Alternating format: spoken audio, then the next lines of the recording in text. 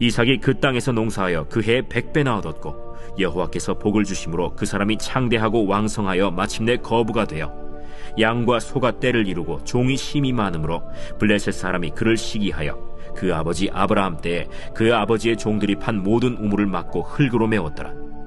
아비멜렉이 이삭에게 이르되 내가 우리보다 크게 강성한즉 우리를 떠나라. 이삭이 그곳을 떠나 그랄 골짜기에 장막을 치고 거기 거류하며 그 아버지 아브라함 때에 팠던 우물들을 다시 팠으니 이는 아브라함이 죽은 후에 블레셋 사람이 그 우물들을 메웠음이라. 이삭이 그 우물들의 이름을 그의 아버지가 부르던 이름으로 불렀더라. 이삭의 종들이 골짜기를 파서 샘 근원을 얻었더니 그랄 목자들이 이삭의 목자와 다투어 이르되 이 물은 우리의 것이라. 이삭이 그 다툼으로 말미암아 그 우물 이름을 에색이라 하였으며 또 다른 우물을 팠더니 그들이 또 다툼으로 그 이름을 신나라 하였으며 이삭이 거기서 옮겨 다른 우물을 팠더니 그들이 다투지 아니하였으므로 그 이름을 르호봇이라 하여 이르되 이제는 여호와께서 우리를 위하여 넓게 하셨으니 이 땅에서 우리가 번성하리로다. 이삭이 거기서부터 브엘세바로 올라갔더니 그 밤에 여호와께서 그에게 나타나 이르시되 나는 내 아버지 아브라함의 하나님이니 두려워하지 말라. 내 종 아브라함을 위하여 내가 너와 함께 있어 내게 복을 주어 내 자손이 번성하게 하리라. 이삭이 그곳에 제단을 쌓고 여호와의 이름을 부르며 거기 장막을 쳤더니 이삭의 종들이 거기서도 우물을 팠더라. 할렐루야, 할렐루야. 우리의 삶에 완전한 사랑과 은혜를 이끄시는 주님의 이름을 찬양합니다. 그리고 놀라우신 하나님 앞에 우리 감사와 찬양과 영광과 존귀의 큰 박수 올려드리며 나아가겠습니다. 아름다우신 주님, 거룩하신 주님, 우리의 예배를 통해 주님 영광을 받아 주시옵소서. 주님 홀로 찬양을 받아 주시옵소서. 할렐루야. 네, 하나님의 놀라운 은혜 가운데 우리 한몸이를 우리 부름받은 우리 사랑하는 포도의 성도들 한번 바라보시면서요. 또 오늘 이 시간 영상으로 예배하는 우리 모든 글로벌 포도 식구들과 우리 환우들을 향해서도 우리 한번 따뜻한 사랑과 격려와 축복의 박수를 서로에게 보내도록 하겠습니다. 주님의 놀라우신 은혜가 우리 모두에게 있게 되기를 주님의 이름으로 축복합니다. 사랑하는 여러분, 성령 충만하십시오. 말씀 충만하십시오. 오늘 함께 드리는 예배를 통해 우리 인생에 정말 하나님께서 열어주는 그 하늘문이 크게 열려 주님의 은혜가 더해지고 또한 곱해지는 놀라운 역사가 나타나기를 주님의 이름으로 축복합니다. 그래서 우리 옆에 사람에게 이렇게 한번 축복하며 인사했으면 좋겠는데요. 하나님의 사람은 결코 망하지 않습니다. 이렇게 한번 축복하시겠어요? 하나님의 사람은 결코 망하지 않습니다. 그 놀라운 주님의 은혜, 호위하시는 주님의 사랑의 은총이 우리 모두에게 있게 되기를 주님의 이름으로 축복합니다. 여러분이 인류의 위대한 성취 중에 인간의 계산 능력을 향상한 기념비적인 사건이라고 평가하는 것이 있는데요. 그것은 바로 더하기, 빼기, 곱하기, 나누기인 사춘연산과 그 영의 발견이라고 합니다. 이 상상물의 산물인 영은요, 기원전 2세기경에 프톨레마이코스라는 사람의 아이디어인데요. nothing, 아무것도 없음을 something, 무엇인가 의미 있는 것으로 사고할 수 있게 만든 철학적 상상력의 산물입니다. 또 이 사칙 연산의 플러스 이 더하기는요, 1541년 네덜란드 수학자 폰델 호케가, 그리고 뺄셈은 독일의 수학자 비드만이 중세 유럽의 그 상인들의 저울의 눈금에서, 곱셈은 17세기 영국의 오트레드가 교회의 십자가에서 힌트를 얻었어요. 그리고 나눗셈은 스위스 수학자인 하알리 라한이 최초로 사용하기 시작했습니다. 그러니까 이러한 개념의 기호화를 통해서 인류의 계산 능력의 엄청난 향상이 이루어졌어요. 여러분, 우리의 인생에도 이러한 사칙 연산이 있습니다. 인생에 뺄셈, 덧셈, 곱셈, 나눗셈이 있다는 것이죠. 우리의 인생을 경영하시는 하나님의 사칙 연산을 발견한다면 그럼 믿음으로 삶을 계산하는 능력에 큰 향상이 있을 것입니다. 내 인생은 0, 아무것도 없는 0이야 라고 하시는 분들이 있으세요?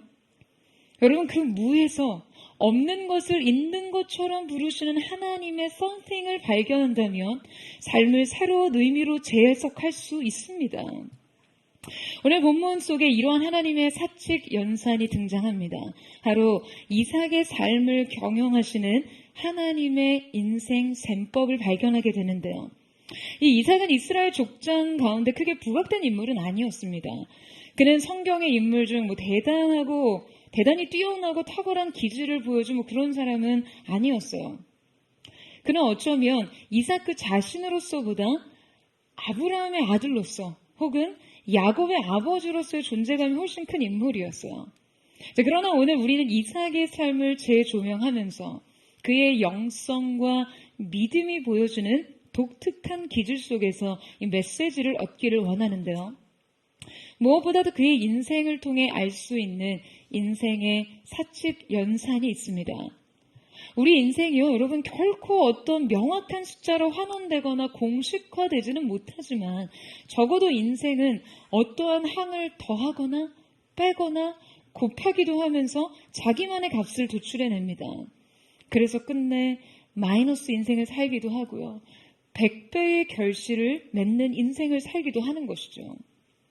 오늘 함께 살펴볼 이삭의 인생을 통해 우리는 이 인생 사칙 연산을 배울 수 있습니다. 첫 번째 살펴볼 인생의 사칙 연산은 흉년과 기근이라는 인생의 뺄셈식입니다. 여러분, 이삭의 인생은요, 먼저 뺄셈부터 시작합니다. 우리 함께 1절에서 2절 말씀을 같이 한번 읽어보도록 하겠습니다. 1절에서 2절 말씀 시작. 아브라함 때 첫 흉년이 들었더니 그 땅에 또 흉년이 들매 이삭이 그날로 가서 블레셋 왕 아비멜렉에게 이르렀더니 여호와께서 이삭에게 나타나 이르시되 애굽으로 내려가지 말고 내가 내게 지시하는 땅에 거주하라. 자, 오늘 본문에 기록된 흉년이라는 말은 히브리어 단어로 이 라브라는 용어로 기록되어 있습니다. 이는 어떤 심한 굶주림과 기근을 의미하는 거예요. 식량의 비축과 저장이 제대로 이루어질 수 없었던 고대 세계의 흉년이라는 것은요, 곧이어 기근을 초래할 수밖에 없었죠. 이 가나안 지역은 몇 개 고원지대나 해안지대를 제외하고는 대부분이 사막이거나 아열대 지역으로 형성돼 있어서요. 적절한 시기에 비가 오지 않거나 아라비아 사막으로부터 아주 건조하고 그 뜨거운 극심한 바람이 불어올 때면, 동풍이 불어올 때면 어김없이 이 땅은 가뭄과 기근으로 인한 심각한 진통을 겪게 됩니다. 자, 그런데 이때 성경은 이 시기를 표현하면서요, 굳이 아브라함 때에 들었던 흉년이라는 언급을 덧붙입니다. 아브라함과 이삭의 인생 여정은요, 비슷한 플롯으로 기록되어 있어요. 바로 이 아버지와 아들이 살던 땅에 기근이 임했다는 거죠. 이미 아브라함의 생애가 종결된 시점에 그 이삭의 상황을 묘사하면서 아브라함 시절에 있었던 기근에 대해서 함께 언급하는 것엔 여러분 성경에 분명한 의도가 있는 것입니다. 성경은 의도적으로 이삭이 처한 상황을 아브라함의 생애와 연결시키고 있는데요. 그것은 바로 아브라함의 실패와의 연결이죠. 여러분, 성경은 분명히 가정 안에 대물림되며 존재하는 영적인 실패의 고리들을 드러내고 있습니다. 그것은 바로 인생의 뺄셈, 그 흉년에 대한 본능적인 반응에 관한 것이었어요. 여러분, 흉년이 들었습니다. 고대사의 흉년은요, 요새 경기가 너무 안 좋다, 이 정도의 의미가 아니에요. 당시의 흉년은 그야말로 생존의 문제, 생존이 차단되는 느낌이에요. 그래서 이 흉년을 맞닥뜨리면 사람들은 본능적으로 살 길을 찾기 마련입니다. 많은 사람들이 인생에 찾아온 이 흉년의 살 길을 찾아 떠났어요. 여러분, 인생이 우리의 삶에 그 무언가를 가로채기도 하고 빼려고 할 때가 있습니다. 생각지도 못했던 막대한 경제적 손실이 찾아오기도 하고요. 직장에서 내 노력과 재능을 그냥 심하게 빼먹으려고만 할 때도 있죠. 관계 속에서도 나의 일방적인 양보와 이해만이 요구될 때가 있고요. 가정 안에서도 그냥 나의 무조건적인 헌신과 수고가 어떤 절대적인 책임일 때가 있습니다. 사람들은 이러한 인생의 뺄셈을요, 감당하기 힘들어해요. 아브라함과 이삭의 흉년도 그들의 인생에서 바로 이 일방적인 뺄셈식이었습니다. 게다가 이 향이 얼마나 큰지 그냥 인생을 한순간에 제로도 아닌 마이너스로 만들 수 있는 위협이었어요. 생존 그 자체를 위협할 수 있는 일이었으니까요. 그래서 아브라함도 이삭도 살 길을 찾습니다. 그냥 이 인생의 뺄셈을 어떻게든 상쇄할 항을 찾아 떠나는 거예요.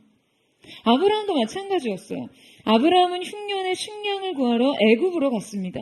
그리고 이제 이삭도 역시 그 아버지가 그랬던 것처럼 애굽을 향해 내려가고 있었어요. 자, 여러분, 우리는 이 지점에서 아브라함과 이삭이 기질과 성향상으로는 매우 다른 사람이었음에도 불구하고 그 각자의 고유함을 초월해 부모의 죄가 자녀들 안에서 지속성을 갖고 영속화되는 것을 발견합니다. 그들은 매우 다른 성향의 인물이었지만 이 죄의 유혹에는 거의 그냥 부천하기 하듯이 똑같이 반응하고 굴복합니다. 너무나 안타까운 일이죠. 그런데 여러분, 이게 사실 그렇게 잘못된 건가요? 여러분 어떻게 생각하세요? 이게 그렇게 사악한 선택이에요? 아니, 이 선택이 도덕적으로 이렇게 비난받아야 할 것인가요? 물론 아닙니다. 살 길을 찾아 떠나는 것에 도덕적인 하자는 없어요. 하지만 영적인 하자는 있습니다. 눈에 보이는 현실적 대안과 살 길이 영적으로 어떠한 의미가 있는지 모를 일이기 때문이에요. 여러분, 이것을 놓치면 우리는 살아도요, 더 이상 사는 게 아닌 그런 삶을 살게 되는 것이죠. 여러분, 옛날 중국의 만리장성 변방에 한 노인이 살고 있었습니다. 이 노인을 사람들은 세용이라고 불렀어요. 어느 날 노인이 기르던 한 마리가 국경을 넘어서 오랑캐 땅으로 달아나 버렸습니다. 그러니까 이것을 본 이웃 주민들이요, 이 경제적 손실에 안타까워하면서 이 노인에게 위로의 말을 건넸어요. 그때 노인이 대답합니다. 이 일이 복이 될지 누가 압니까? 하면서 태어났던 것이죠. 그러던 어느 날 도망쳤던 말이 암말 한 필과 함께 돌아옵니다. 그러니까 짝을 데리고 돌아온 거예요. 하나를 뺐는데 하나가 돌아온과 동시에 하나가 더 생기니 마을 사람들이 얼마나 이 일을 축하했겠어요. 그랬더니 노인이 또 태연하게 말합니다. 이 일이 화가 될지 누가 압니까? 며칠 후 노인의 아들이 이 오랑캐의 말을 타다가요, 말에서 떨어져 다리가 부러집니다. 그러니까 마을 사람들이 찾아와서 노인에게 위로를 건네자 노인이 말했어요. 이 일이 복이 될지 누가 압니까? 얼마 있다가 이 마을에는 오랑캐의 침입이 있었습니다. 마을에 있는 장정들이 모두 증집돼서 이 민족과의 전쟁에 참여하다가 그 마을 청년 모두가 죽고 말았어요. 하지만 이 노인의 아들만이 말에서 타다 생긴 부상 때문에 다리를 절어서 증집에서 제외돼 목숨을 건지게 됩니다. 바로 이 변방에 사는 노인의 말의 이야기로부터 세옹지마라는 고사성어가 생겨났습니다. 여러분, 우리가요, 인생에 숨겨진 영적인 의미를 발견하는 깊이 있는 시야가 있어야 인생의 뺄셈을 견딥니다. 이 뺄셈을 상쇄시킬 섣부른 선택을요, 그저 눈에 보이는 것들에 의존해서 찾지 않게 되는 것이죠. 인생의 일들은 화가 복이 되기도 하고 복이 화가 되기도 하듯이 하나님께서 허락하시지 않는 현실의 대응은요, 영적인 손실과 몰락을 가져오기도 하니까요. 여러분, 뺄셈의 삶은요, 사실 너무나 쉽지 않습니다. 이 손실로 인해 남겨진 인생의 그 나머지들, 연약하고 망가진 육체, 텅 빈 통장, 빚과 파산의 문제, 내면의 상처와 트라우마, 그냥 나를 계속해서 작아지게 만드는 관계들 말이에요. 최근 저희 교회도 끊임없이 돌아가는, 풀어가야 하는 예배 초소의 현실적인 문제와 일을 준비하는 여러 가지 재정적인 부담이 있는데요. 여러분, 이 뺄셈의 항들의 이 무지막지한 숫자들은요, 어쩌면 저의 내면과 저의 모든 생각을 끊임없이 위축시키고 움츠러들고 쪼그라뜨리게 만들 수 있겠죠. 이 숫자를 단지 숫자로 대응하려고 하면 영혼은 끊임없이 고갈됩니다. 여러분, 반드시 이 뺄셈식을 다르게 읽는 눈이 있어야 이 항은 영혼의 마이너스 답을 도출하지 않습니다. 여러분, 이 사실을 믿으세요? 이 사실을 믿으십니까? 자, 그렇다면 여러분, 과연 우리는 이 뺄셈 인생을 어떻게 견뎌야 하는 것일까요? 여러분, 이때 인생의 기울기는요, 그냥 자연스럽게 우리를 막 바닥에 내리꽂고 쳐박을 수밖에 없어요. 이 인생 내리막에서는 아무리 브레이크를 잡아도 미끄러지듯 내려갑니다. 여러분, 인생의 기울어져가는 축을 전환시킬 수 있는 것은 하나님의 은혜뿐입니다. 아멘이십니까? 여러분, 그런데 이 축의 전환에는요, 한 가지 결정적인 행위가 필요해요. 인생의 두 번째 사칙 연산, 순종이라는 덧셈입니다. 여러분, 이삭이 온 식솔들을 데리고 애굽으로 이주를 하던 중 하나님의 주권적인 개입이 찾아옵니다. 바로 애굽으로 가지 말라는 거죠. 아브라함 때는 없었던 하나님의 어떤 강한 개입이 이삭의 삶에는 끼워 넣게 되어 있어요. 저는 이 지점에서 아마도 이삭이 가정에 어떻게 되물림되어 내려오는 이 연약한 본성에 마치 자석처럼 이끌리면서도 내적으로 어떤 믿음의 물음을 계속해서 던지고 있었던 것은 아니었을까? 라는 생각을 하게 됩니다. 명확히 이삭이 좀 하나님 앞에 기도하며 하나님의 뜻을 물었다는 언급은 없지만 이때 하나님의 주권적인 응답과 계시가 등장하기 때문이에요. 여러분, 하나님께서 애굽으로 내려가지 말고 라고 하신 말씀 속에 이 내려가다라는 야라드라는 표현은요, 1차적으로는 높은 곳에서 낮은 곳으로 내려가는 것을 의미합니다. 그러니까 가나안 지방의 높은 지형에서 좀 이 애굽의 낮은 지형으로 내려가는 것을 직접적으로, 그러니까 1차적으로 의미하는 것이기도 하죠. 자, 하지만 지금 이 표현은 성경 속에서 성벽이 무너지고 땅이 가라앉으며 날이 저무는데 라는 의미로도 사용이 됐습니다. 그러니까 비유적으로 멸망하는 것, 쇠락하는 것, 쇠퇴하는 것의 의미로 사용되었다는 거예요. 자, 그러니까 하나님께서 보시기에 지금 그들이 식량과 어떤 현실적인 대안과 대책을 찾아 애굽으로 내려가는 이 선택이 현실적으로는 그가 그저 먹고 살기 위한 이주였지만 영적으로는 쇠락과 멸망의 상징적 의미 또한 포함하고 있다는 것이죠. 이삭은 애굽으로 내려가지 말라는 하나님의 이 말씀에 즉시로 순종합니다. 애굽으로의 이주 중에 하나님의 이 명령이 떨어지자 그는 과감하게 멈춰섭니다. 여러분, 이삭은요, 믿음으로 머물렀어요. 그의 머물기 선택은 버티기 선택이었습니다.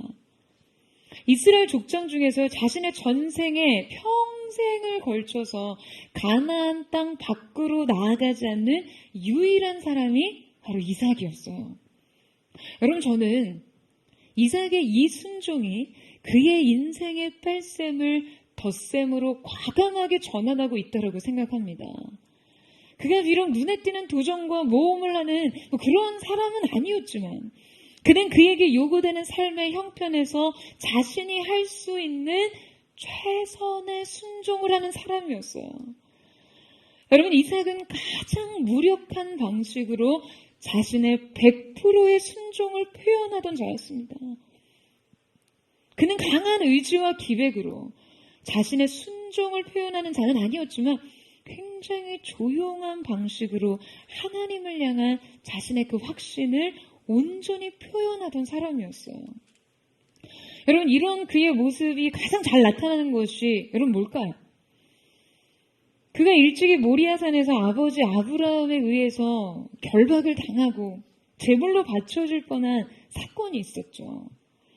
여러분, 이 산을 오르던 그가 이삭의 아버지에게 묻습니다. 바로 땔감은 있는데 번제물은 어디 있나요? 하나님께 드릴 제물은 어디 있냐라고 물었어요. 그의 아비 아브라함은 정작 번제물 없이 불과 칼을 손에 들고 있었습니다. 준비된 제물 없이 제사를 준비하는 아버지의 그 비장한 슬픔에서 그는 이미 자신이 제사의 제물이 될 것을 어느 정도 예상하고 있었는지 모르죠. 하지만 그는 이 산에 오릅니다. 이 산을 함께 오르던 매 순간의 걸음은요, 완전한 순종으로 향하는 결단의 걸음이었어요. 뿐만 아니라 여러분, 이미 고령의 노인이 된 아버지에게 혈기왕성한 청소년이었던 그가 어떤 힘으로든 저항하지 않고요, 그냥 제단 위에 그렇게 가만히 누워 있었던 것을 한번 생각해 보세요.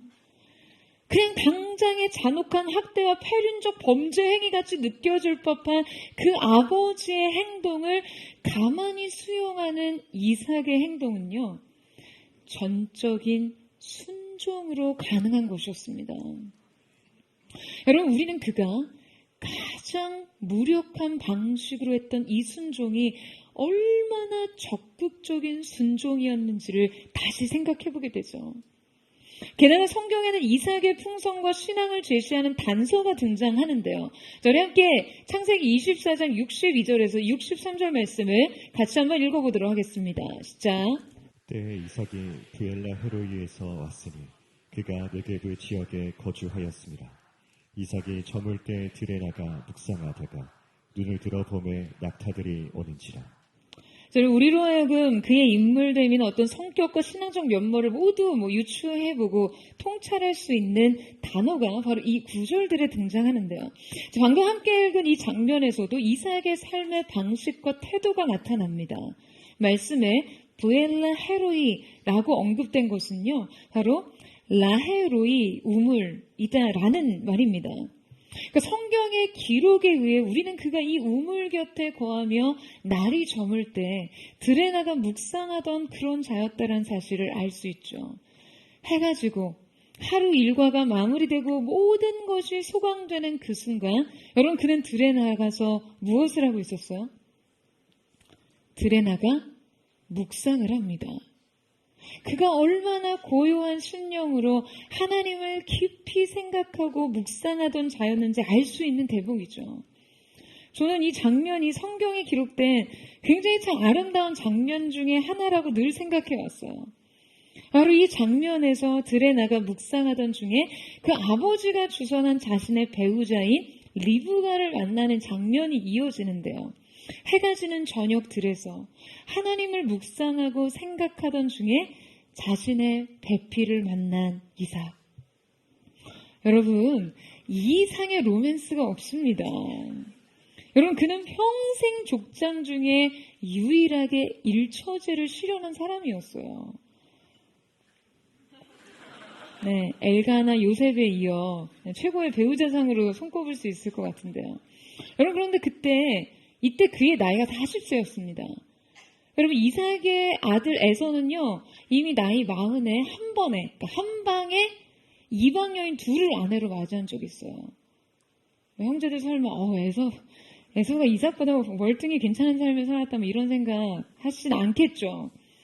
그러니까 이삭도 에서처럼 자기 결혼에 대해 늙은 아버지가 주체가 되어 결정력을 행사할 것을 충분히 거부하거나 혹은 자신이 직접 자기 배우자를 선택할 수도 있었다는 거예요. 하지만 그는 그렇게 하지 않았습니다.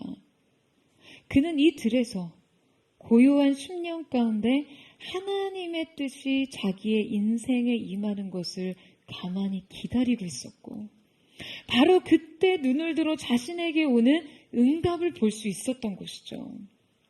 여러분, 제가 지금 여러분에게 배우자는 부모님이 결정해 주시는 대로 따라야 한다, 이런 말씀을 드리는 게 아니에요.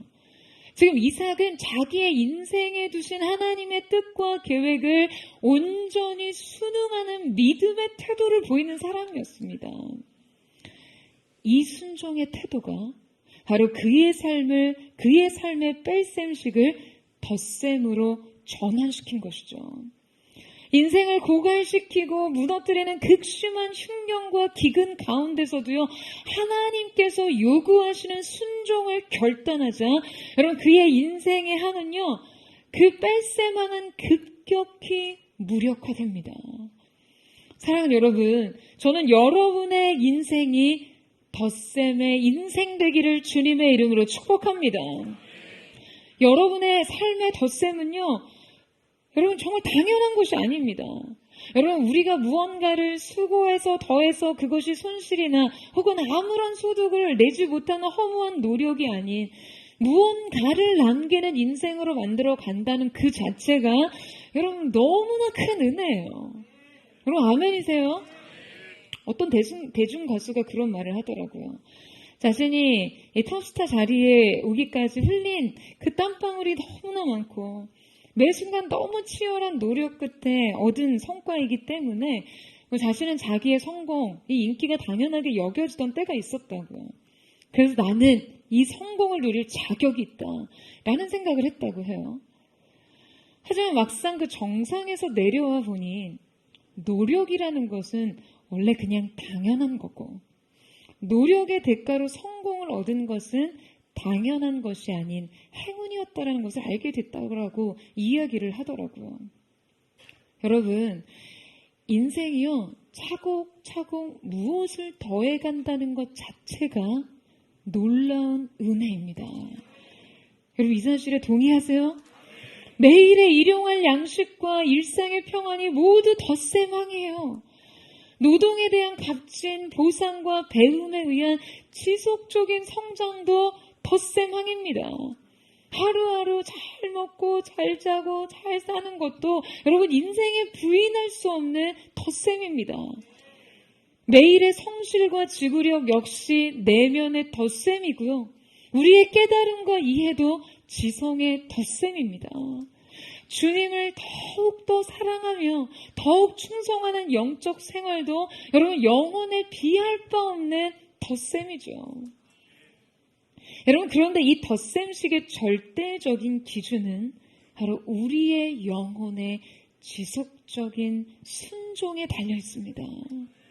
우리가 하나님의 명령에 순종하지 못할 때, 그 말씀에 순종하지 못할 때 인생은요 아무리 큰 숫자를 더해도 마이너스 인생이 될 수밖에 없다라는 거예요. 여러분 저는 사랑하는 포도의 모든 성도들이 믿음의 순종으로 인생을 플러스 항으로 바꾸는 은혜의 반전을 이루시기를 주님의 이름으로 축원합니다.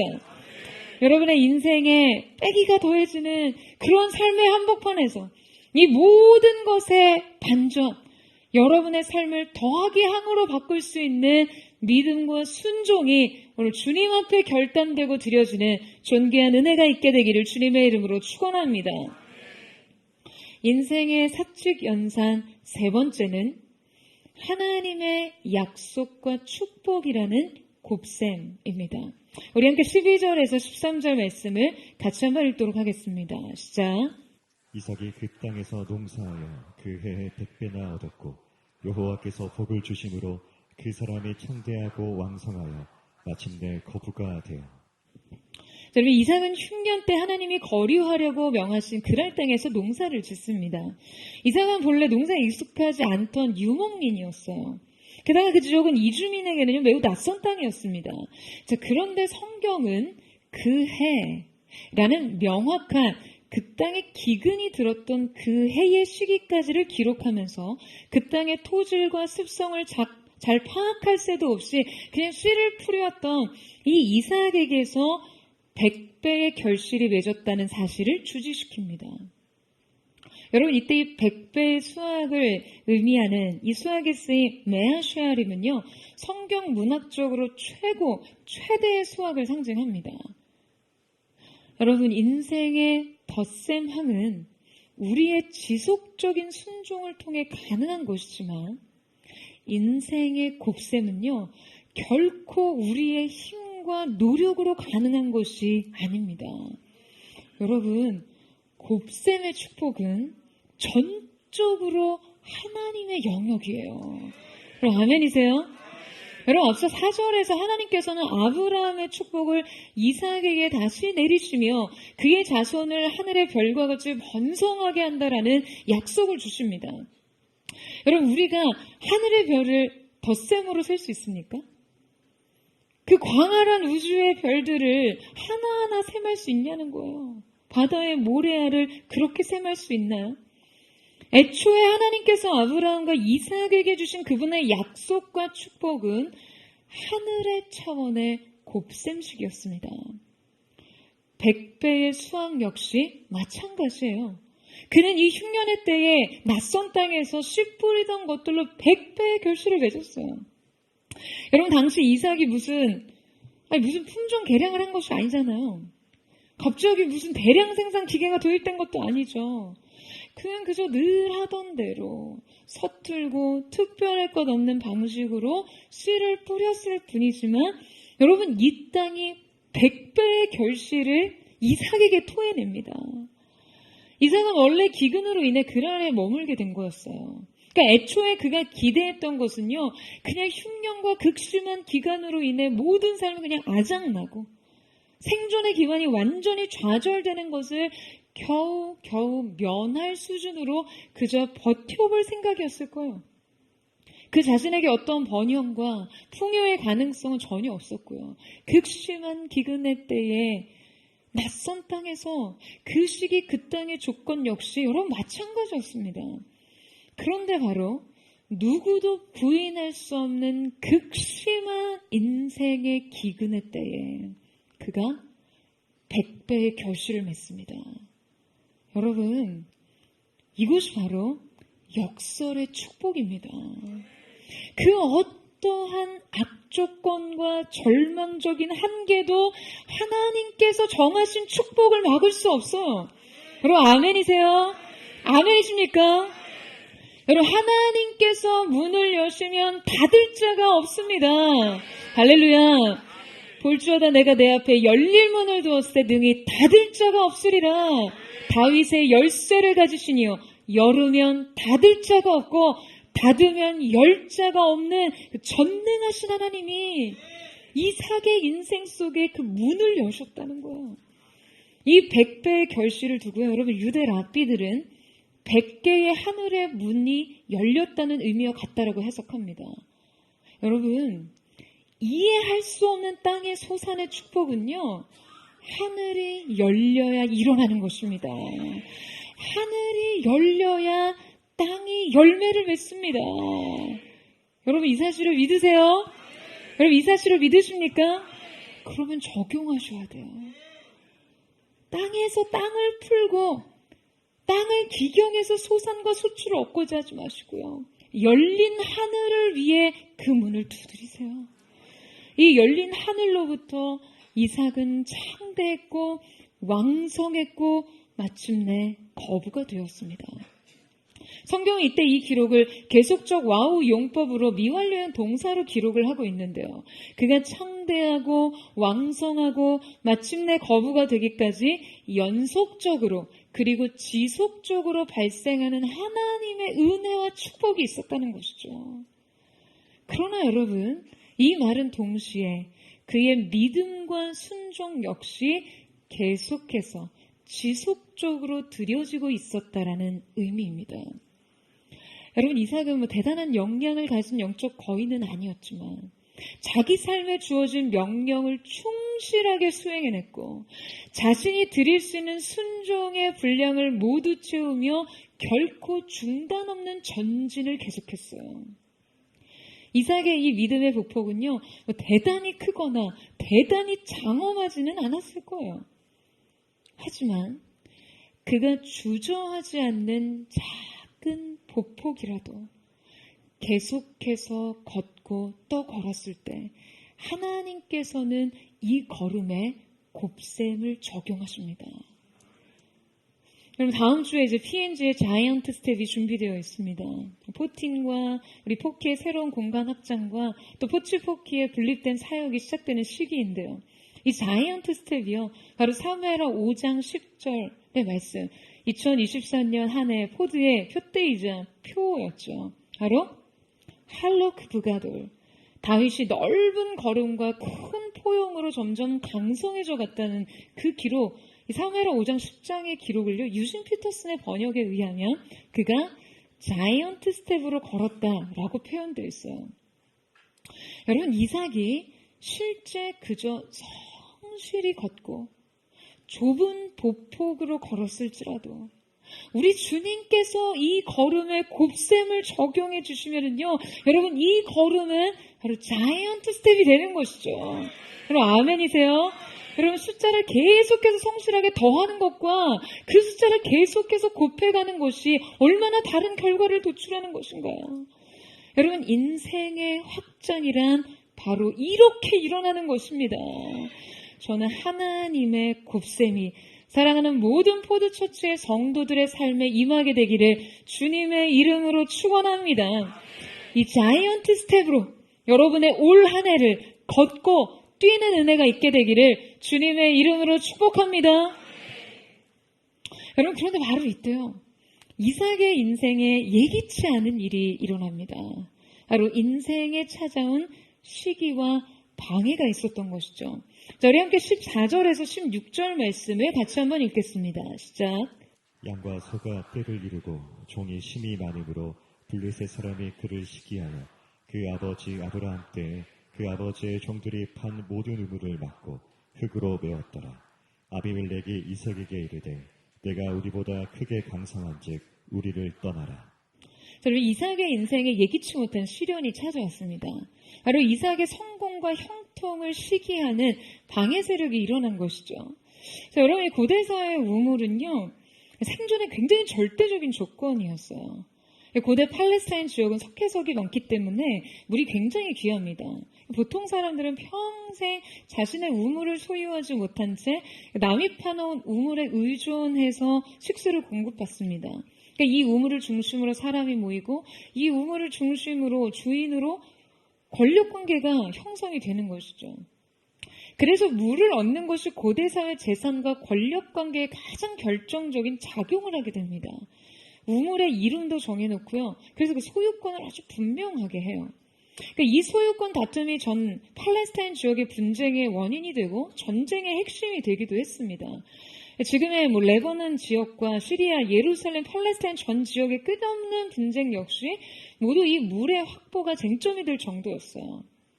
게다가 당시 고대 사회에서 이 우물의 의미는 훨씬 더 절대적이었습니다. 그러니까 단지 어떤 부의 소유와 확장뿐만 아니라 생존 자체를 결정하는 요소였기 때문이죠.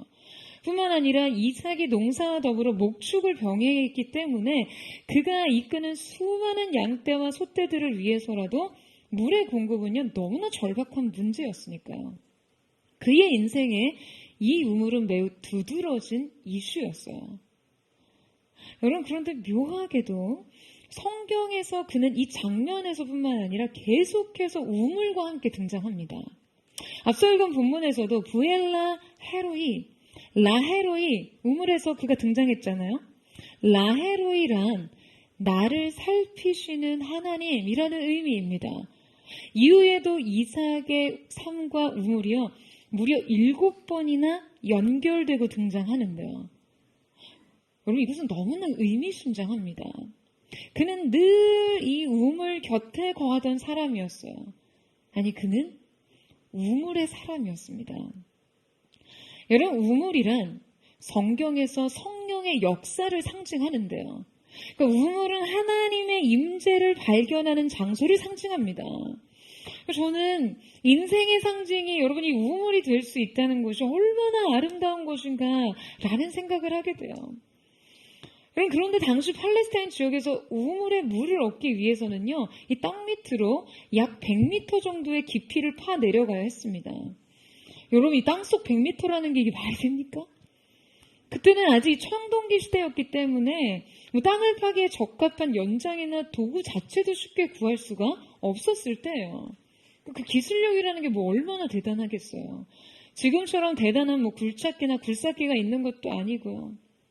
엄청난 수고와 노력과 시간이 필요한 일이었어요. 그러니까 이삭의 인생에 찾아온 이 시련이란 바로 이 우물을 대적이 막아버렸다는 거예요. 당시 그 지역의 거주민들은 이삭의 형통이 매우 탐탁치 않았습니다. 이 그랄의 양치기들은요, 그의 우물을 흙으로 메꿔버렸어요. 양치기가 아니라 양아치예요. 완전 양아치죠. 그러니까 여러분, 이게 얼마나 화가 날 일입니까? 그러니까 이 우물의 분쟁은 실상 선전포고나 다름이 없었어요. 그런데 이 상황에서 이삭은 놀랄 만한 선택을 보여줍니다. 바로 인생의 사칙 연산 네 번째, 약속에 대한 확신의 나눗셈입니다. 여러분, 그는 이때 남다른 성품을 발휘해요. 바로 대적이 그의 우물을 막자 이삭은 그 어떤 다툼 없이 이주를 택합니다. 그리고 그곳에서 다시 우물을 파죠. 자, 우리 17절에서 18절 말씀을 같이 읽겠습니다. 시작. 이삭이 그곳을 떠나 그랄 골짜기에 장막을 치고 거기 거류하며 그 아버지 아브라함 때 갔던 우물들을 다시 팠으니 이는 아브라함이 죽은 후에 블레셋 사람이 그 우물들을 메웠습니다. 이삭이 그 우물들의 이름을 그의 아버지가 부르던 이름으로 불렀더라. 여러분, 이삭은요, 이 부당한 견제와 공격 속에 그동안의 모든 노력과 결실과 보상을 완전히 내려놓고 떠납니다. 그는 다투지 않았어요. 여러분, 당연히 자신의 권리를 주장할 수도 있었습니다. 뿐만 아니라 성경은 그가 거부였으므로 실제 그의 재력이요, 사병을 꾸려서 아비멜렉 왕에 대항할 정도로 충분한 능력이 있었을 뿐만 아니라 이삭이 가진 재력과 인력이 아비멜렉의 왕보다 더 강성했다는 사실을 증거합니다. 그러니까 그가 그들에게 군사적 맞대응을 했어도 얼마든지 승산이 있었다는 것이죠. 하지만 그는 자신의 이권이나 유익을 위해 그들과 대치하여 싸우기를 택하는 대신에 조용히 떠나기를 선택합니다. 심지어 이 이삭의 이주와 새로 우물을 파는 사건은요, 이후에 무려 5번, 6번까지 반복됩니다. 여러분, 5번 새로운 장소로의 이주와 정착, 그리고 다시 우물을 파는 일이 인생에 있어서 얼마나 많은 손실을 가져오고 얼마나 필요한 일입니까? 여러분, 얼마 전 대전에서 땅굴을 파서 기름을 훔치려던 일행이 검거된 사건 혹시 아시나요? 제가 만들어낸 이야기가 아니라 실제 있었던 얘기예요. 네, 이들 중에 송유관 공사 직원이랑요, 땅굴을 파는 기술자도 포함이 있었다고 하는데요. 이들이 일단 8명이요, 모텔을 통째로 빌려서 한 달간 먹고 자고 하면서 삽과 곡괭이 등으로 이 모텔의 지하실 벽면을 뚫은 뒤에 땅굴을 파면서 송유관에 접근했다고 해요. 꼬박 2달을 걸쳐서 오직 삽과 곡괭이를 이용해서 9m의 땅굴을 팠어요. 중장비 동원하지 않고 삽질을 하려니까 여러분, 이 9m의 땅굴을 파는데 2달을 판 거죠. 여러분, 요새 시대도요, 장비 없이 땅굴 파려니 고작 9m를 파는데도 2달 동안 모텔에 칩고하면서 오로지 전념을 해야 합니다. 그런데 지금 고대 사회의 광야 한가운데서 거듭 우물을 파겠다는 이 이삭의 선택을 여러분 어떻게 해석할 수 있는 거죠? 차라리 그냥 계속 그렇게 삽질하느니 삽 들고 싸우는 게 더 승산 있지 않겠어요?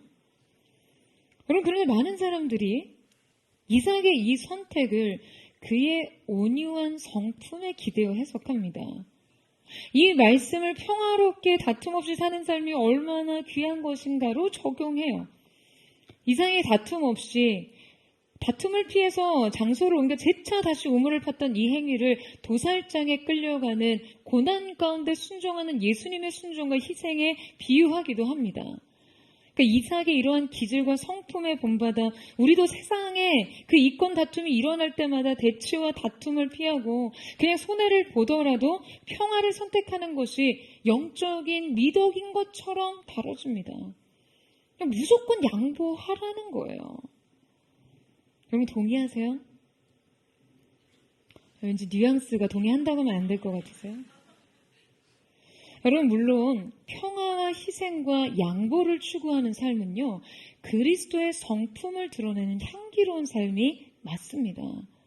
성경은 결코 우리가 우리의 이익과 신뢰의 눈이 멀어서 지속적인 부의 확장을 위해 세상과 다투는 것을 믿음의 삶이라고 칭송하지 않습니다.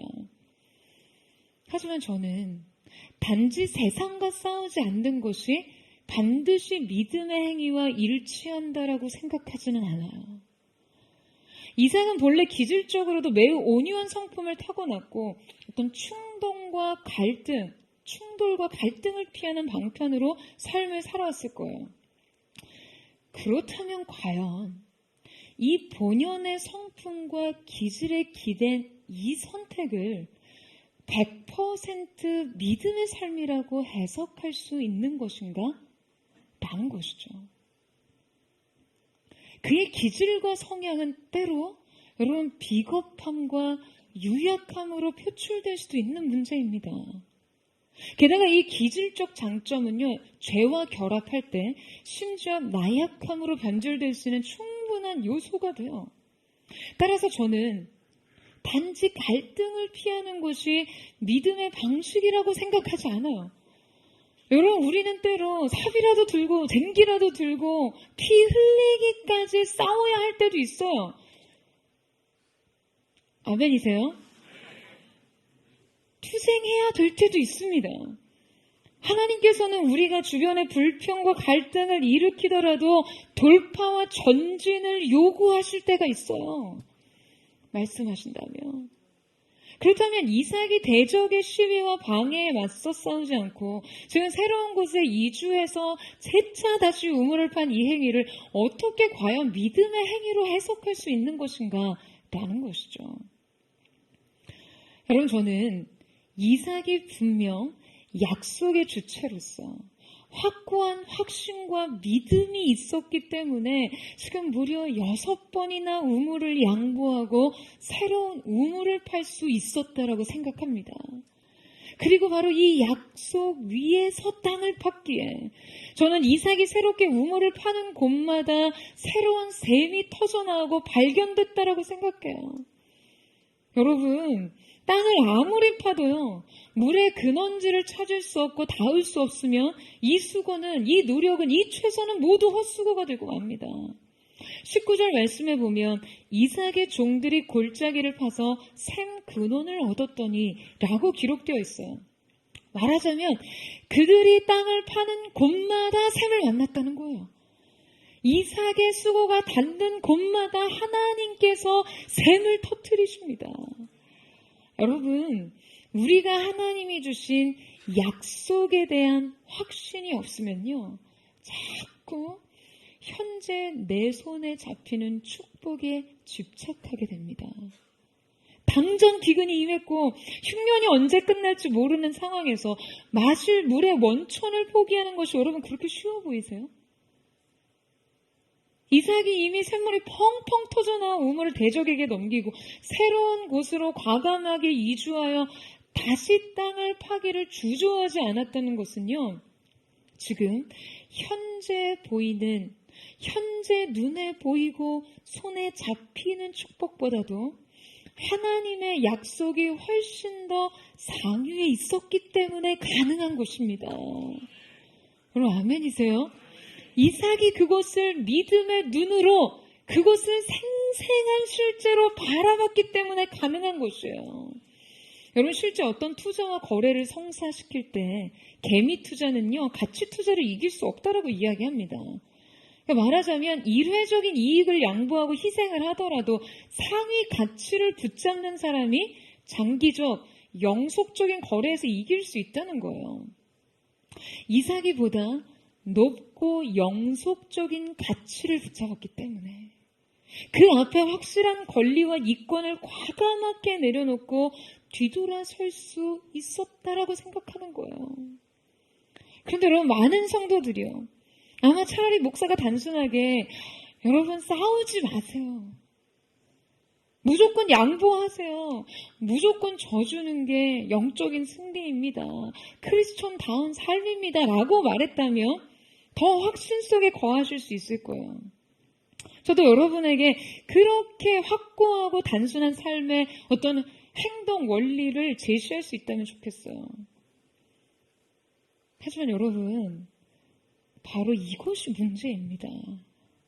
이러한 행동 원칙을 마치 신앙의 원리인 것처럼 공식화할 때 우리는 하나님의 뜻을 묻기 주저하게 되고요.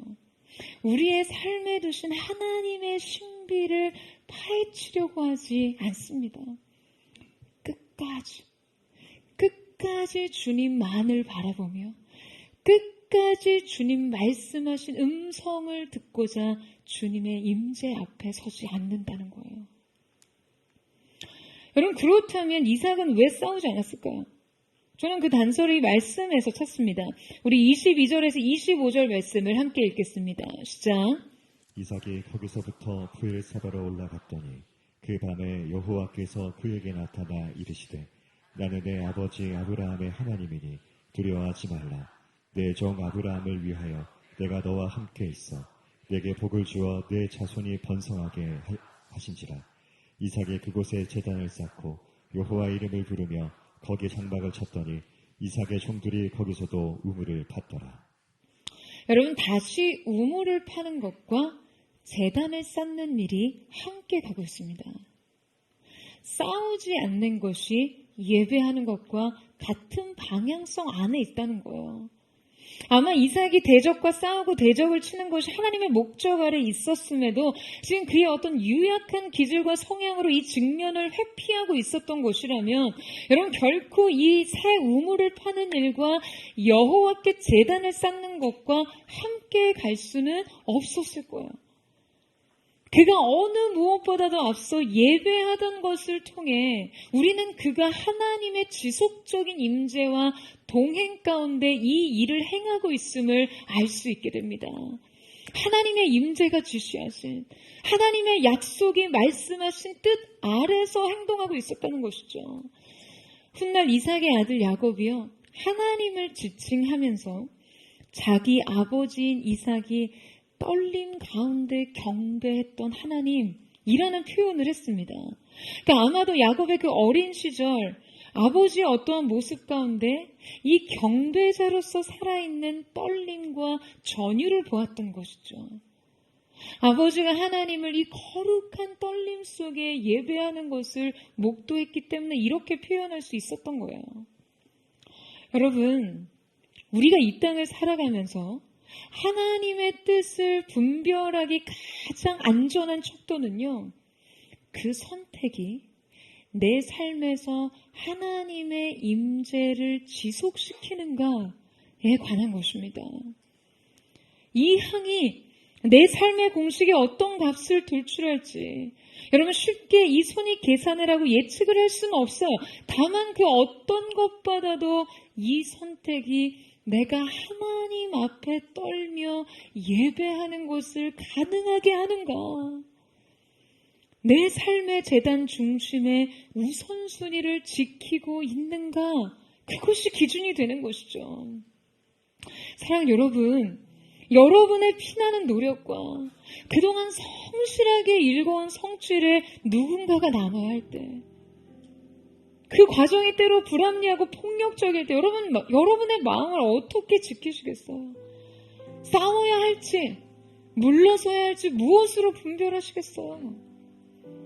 여러분, 그것은 바로 여러분의 인생에 약속된 하나님의 은총과 축복을 신뢰하는 믿음으로 제단 앞에서 부어지는 임재의 떨림과 전율로 지키고 분별하는 것입니다.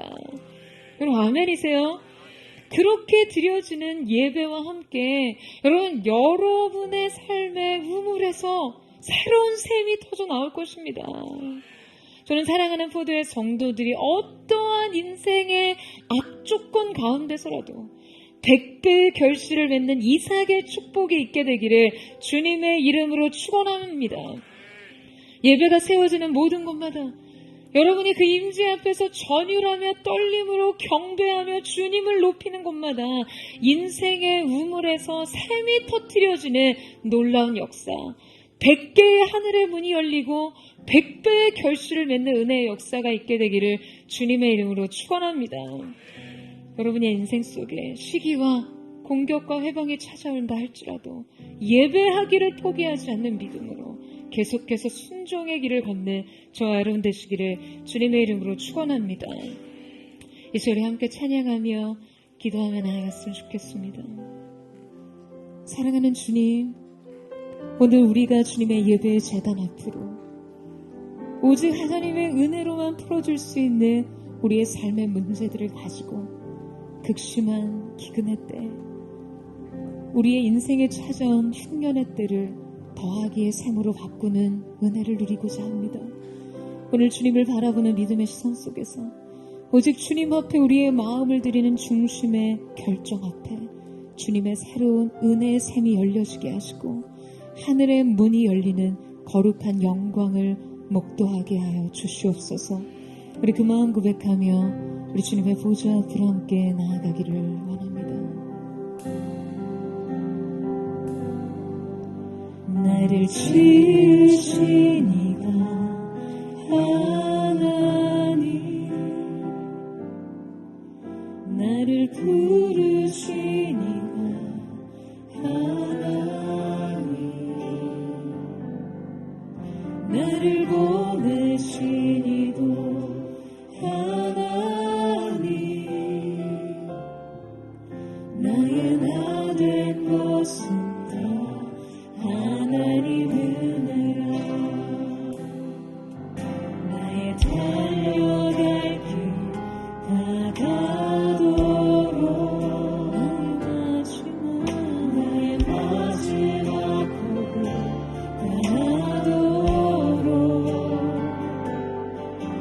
나로 그 십자가 굳게 하시니 나의 나 된 것은 다 하나님 은혜라. 한량 없는 은혜, 갚을 길 없는 은혜, 내 삶을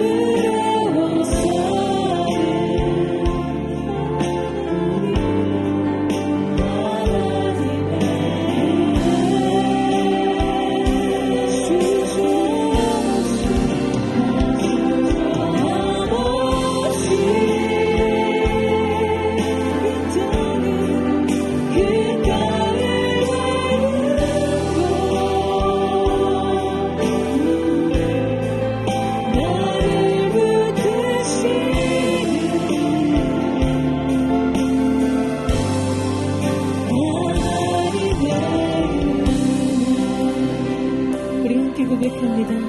나를 지으시리가 하나님, 나를 지으시리가 하나님, 나를 부르시니가 하나님, 나를 보내시니도 하나님, 나의 나 된 곳은 하나님 은혜라. 나의 달려갈 길 다가도록 나의 마지막 다가도록 나로 그 십자가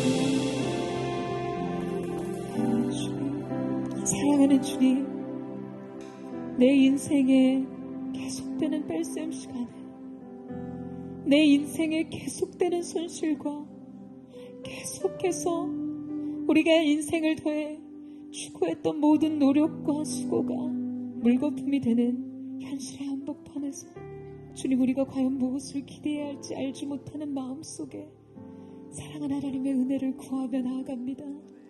사랑하는 주님, 우리의 이 인생의 흉년과 기근 속에서 그저 현실적으로 그저 이 문제를 해결하기 위해서는 이 방법밖에 없다는 현실적 대안과 방법론을 넘어 주님께서 지금 이 상황과 뜻에 이 모든 환경 속에 무엇을 원하시는지 주님의 뜻을 구할 수 있는 기도의 무릎이 우리 가운데 있게 하여 주시옵소서. 주님, 제단 앞으로 나아가 현실의 대안이 아닌 영적 차원의 해결을 구할 수 있는 하나님의 사람들이 될 수 있기를 원합니다. 그때 들은 음성에 순종함으로 계속되는 우리의 마이너스와 우리의 인생의 이 뺄셈의 함을 덧셈으로 더하시는 하나님의 은혜로 바꿀 수 있는 하나님의 사람들이 될 수 있도록 역사하여 주시옵소서. 사랑하는 여러분, 여러분의 인생에 계속되는 뺄셈, 질병으로 인해 손실된 내 인생의 많은 가능성들, 관계 속에서 계속해서 소진되는 수많은 책임과 그 모든 무게감 속에 직장과 관계와 가정 속에서 계속되는 삶의 심각한 문제들 앞에서 사랑하는 여러분, 이 모든 것을 플러스 되게 하시는, 더하게 하시는 것은 오직 하나님의 은혜만이 가능한 것을 믿으십니까? 정말 이 사실을 믿으세요? 우리의 인생의 반전의 역사는 오직 하늘의 문을 여신 하나님의 은혜로만 가능한 것임을 믿으십니까? 무너진 우리의 육체의 연약함 속에 주님 은혜를 더하신 하나님의 은총이 임하게 하여 주시옵소서. 계속된 손실과 소진만 있는 삶의 영역 속에 주님의 페이버가 임하게 하여 주시옵소서. 주님, 오늘 우리의 인생의 빈잔을 주께로 높이 듭니다. 주님, 오셔서 우리를 채우소서, 만지소서, 역사하여 주시옵소서. 전심으로 주님, 우리가 주께 피하는 자들이 되기를 원합니다.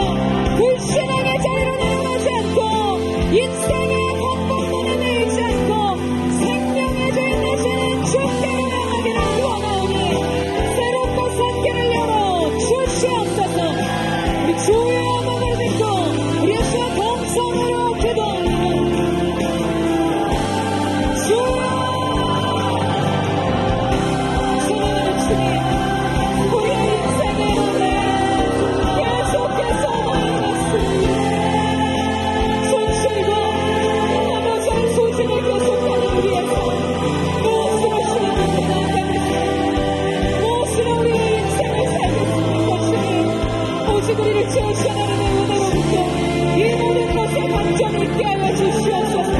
덧셈의 함으로 역사하며 주님의 은혜가 오늘 이 가운데 열려지게 하여 주시옵소서.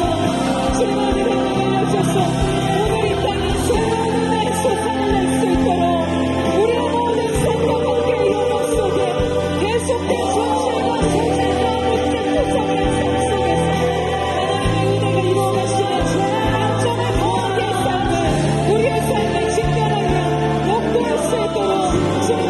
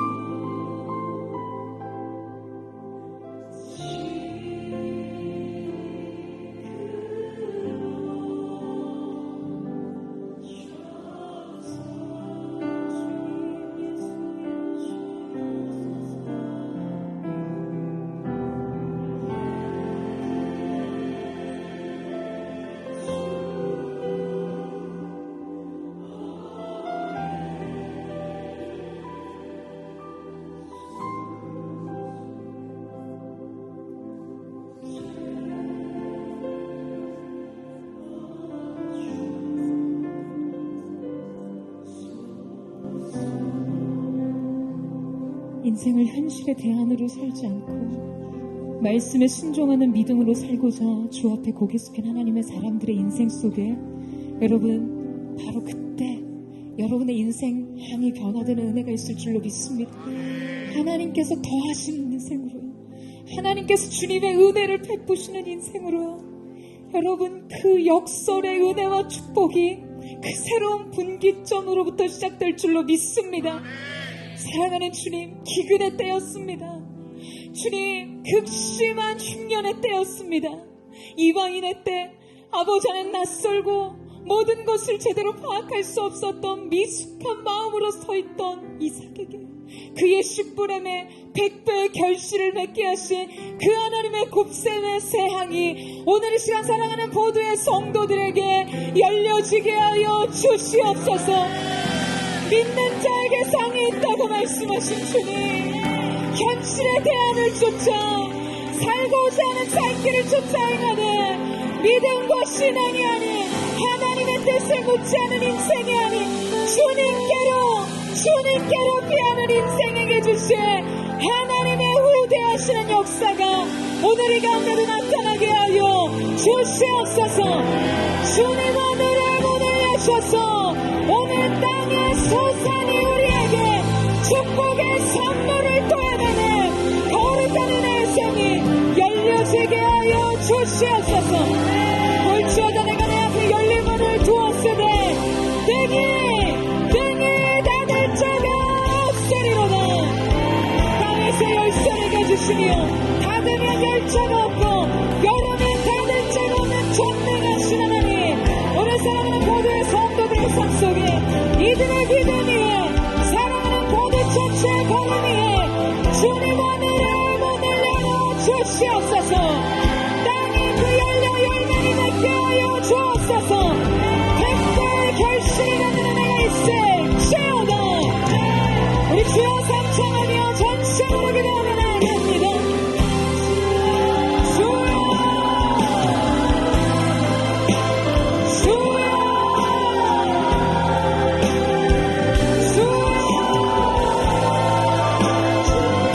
사랑하는 주님, 오늘 이 시간에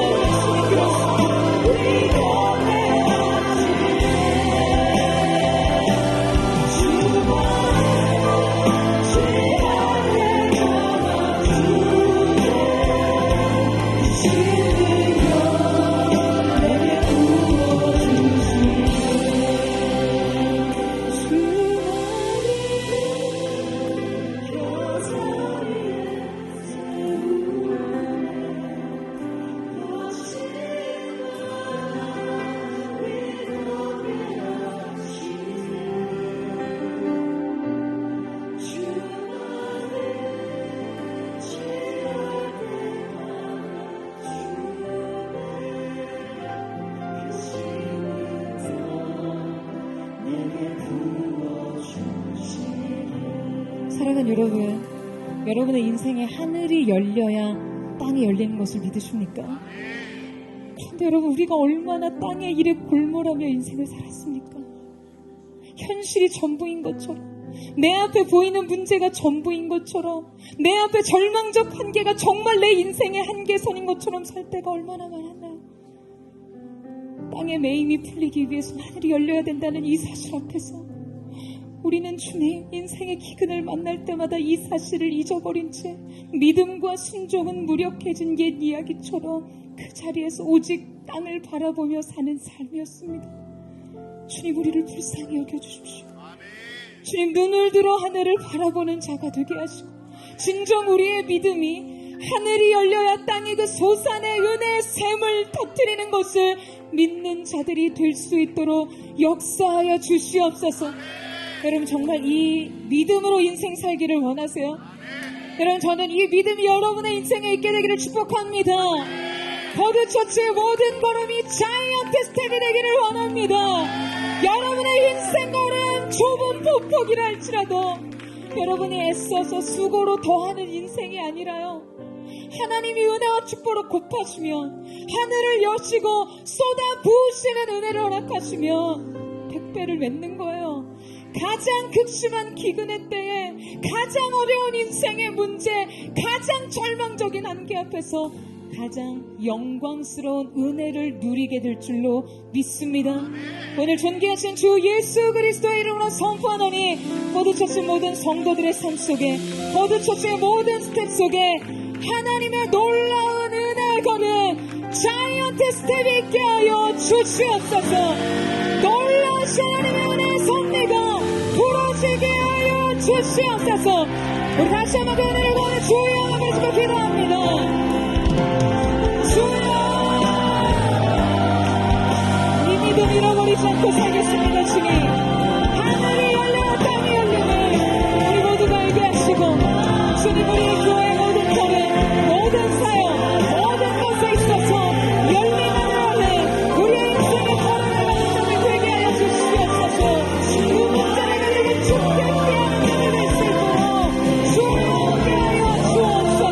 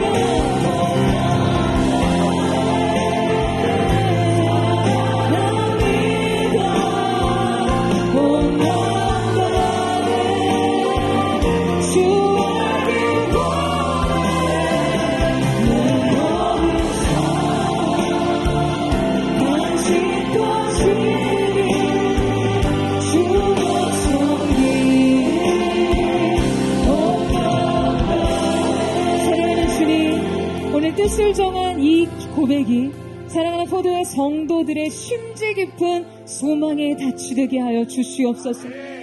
사랑하는 여러분, 여러분의 인생 속에 하나님이 베푸신 은혜와 축복이 정말 매일의 삶 속에 주님과 동행하는 평안과 은혜의 기쁨일 수도 있고요. 상황과 환경 속에 베푸신 하나님의 은혜의 포위일 수 있습니다.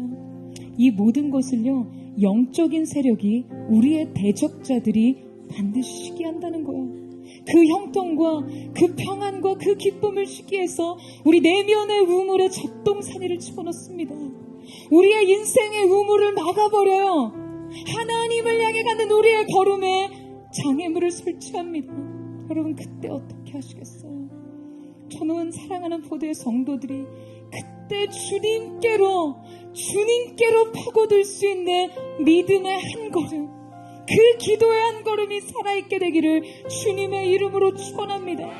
여러분의 상황이 막힐 때, 여러분의 인생에 여러분의 성취를 나눠야 할 때 싸워야 할지 물러서야 할지, 여러분 매 순간 여러분의 선택의 분별을 무엇으로 하시겠습니까? 저는 오늘 이 시간 여러분이 한 걸음 한 걸음 주님의 거룩한 제단 앞으로 나아갈 때, 그 제단 위에 진정한 경배자로서 떨림과 전율로 하나님을 예배할 때, 그 임재 가운데 계신 우리 주님께서 여러분이 무엇을 해야 할지를 밝히 알려주실 줄로 믿습니다. 여러분의 인생의 선택이 예배와 함께 갈 때 그것만큼 안전한 곳은 없어요. 여러분 이 사실을 믿으십니까? 여러분의 한 걸음 한 걸음, 여러분의 모든 결정의 분별의 척도는 하나님의 제단 앞에 떨림의 경배와 그 놀라운 하나님을 향한 임재의 고백으로부터 들려지고 결정되는 것인 줄로 믿습니다. 주님 영광 안에 있는 하나님의 가장 좋은 은혜들이 우리 가운데 부어지게 하여 주시옵소서. 주님의 영광 안에서 가장 좋은 은혜는 기적과 같은 은혜를 우리가 누리게 하여 주시옵소서. 그 가슴 떨리는 임재의 깊은 곳으로 우리가 들어가게 하여 주시옵소서. 이 전심으로 주님의 보좌 앞으로 영광을 침노하여 오면서 누리기를 원합니다. 이 전심으로 주의 세상을 듣고 예수의 동성으로 기도합니다.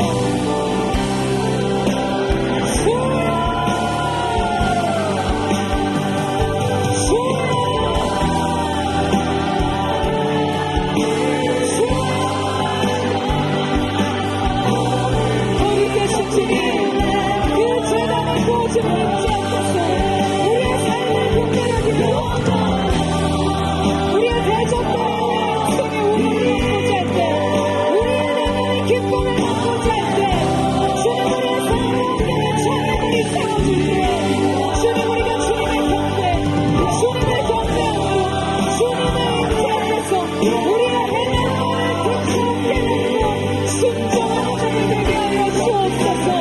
그래서 마침내 인생의 노하고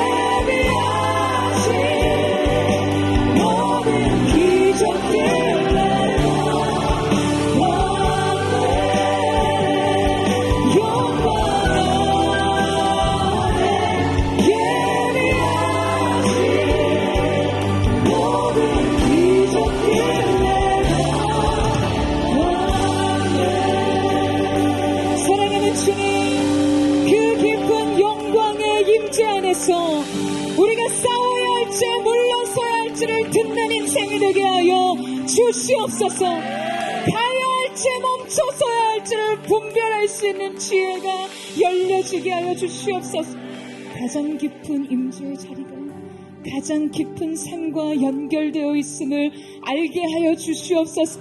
그래서 마침내 우리가 그 샘을 봤을 때 어떠한 갈등도 어떠한 충돌도 없이 여호와의 르호보 주께서 이루신 영광의 샘을 발견하게 하여 주시옵소서. 마침내 여호와께서 우리를 번성하게 하시고 번성하게 하신 르호보의 샘이 열려지게 하여 주시옵소서. 2024년 안에 사랑하는 모두의 성도들과 사랑하는 모두의 모든 걸음 안에 르호보의 은혜가 임할 것을 예수님의 이름으로 선포합니다. 택배 결실을 맺는 은혜가 있을지어다. 하늘의 문이 열리는 은혜가 있을지어다. 특별히 가운데 함께 하신 주님의 이름을 찬양하며 감사드리며 살아계신 예수님의 이름으로 기도드립니다. 아멘. 할렐루야. 오늘 시간이 가운데 함께 하신 주님 거룩하신 주님 영광스러운 주님의 이름을 찬양합니다. 주님은 우리 가운데서 일을 행하십니다. 그 사랑을 하신 주님의